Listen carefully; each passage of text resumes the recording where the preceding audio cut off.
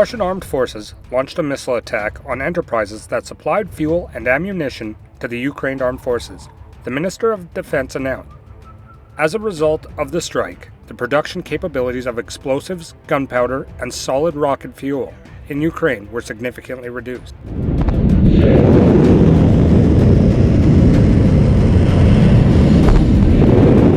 Experts note that the destruction of fuel bases and military plants seriously undermines the mobility and firepower of the armed forces. This gives new combat capabilities to our troops, Russian experts say. On that day, Russian troops carried out active and offensive actions in the Donetsk and Kupian direction, and a Ukrainian Mi-8 helicopter was shot down in the Kherson region.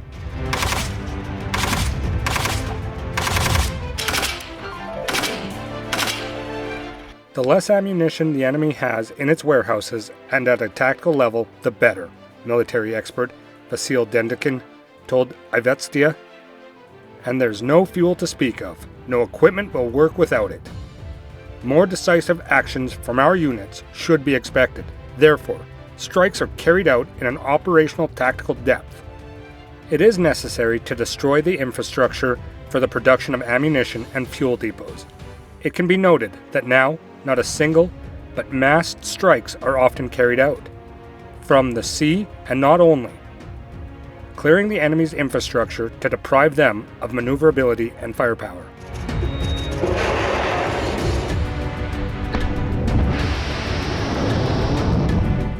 According to the expert, it is easier for the Russian troops at the front. If the intensity of the enemy's fire is reduced several times, it gives more opportunities. Artillery and troops suffer fewer losses. Ammunition is already running out. But the costs are still high, and the attacks on the infrastructure, in my opinion, are a prelude, summarized Vasily Dendikin.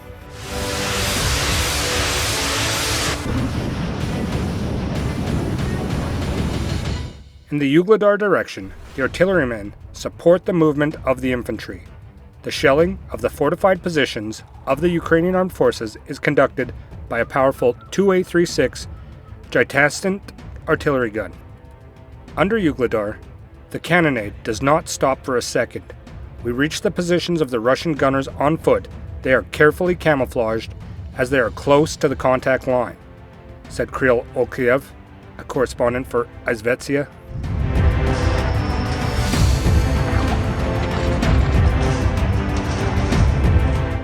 The gunners are waiting for target indications from scouts. In the Ugledar direction, we work intensively on fortified areas and dugouts from 4 in the morning until 1 in the morning, said the commander with the call sign Onega. Also, 2A36 Giasint destroys mortars, tanks, infantry fighting vehicles, and armored personnel carriers, clearing the way forward for the infantry. One shell from a powerful cannon is enough to destroy a tank or infantry fighting vehicle.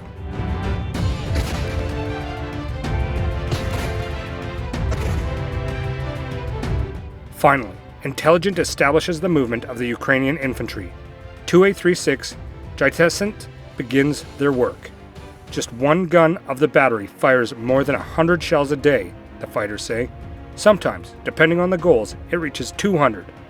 The AFU is trying to figure out the position they are shooting from.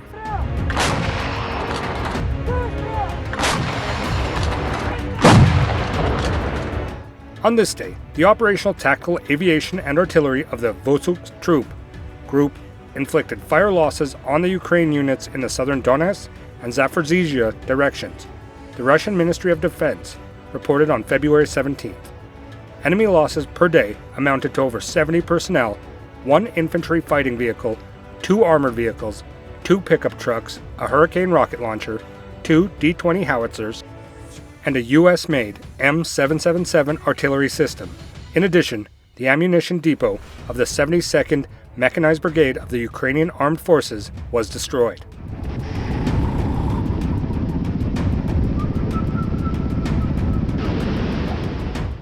Russia gave details of the fighting with Ukrainians and in other areas in the zone of the special military operation.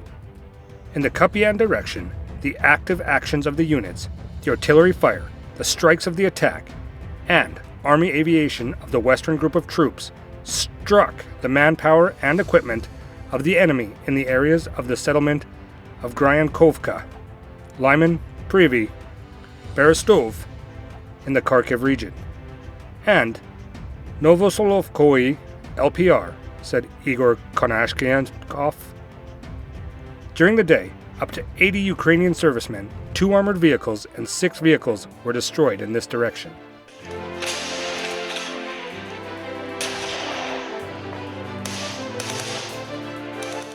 In the Krasnolimansk direction, as a result of enemy fire from the center group, about 90 servicemen, infantry fighting vehicles, 2 armored vehicles, a Grad anti-aircraft system, and 2 Acacia self-propelled howitzers were destroyed. In the course of the offensive operations and artillery shelling, up to 200 Ukrainian servicemen, 2 armored vehicles, 2 passenger cars, 2 D-30 and 1 D-20 howitzers, as well as an ammunition depot of the 36th Marine Brigade of the Ukrainian Armed Forces were destroyed.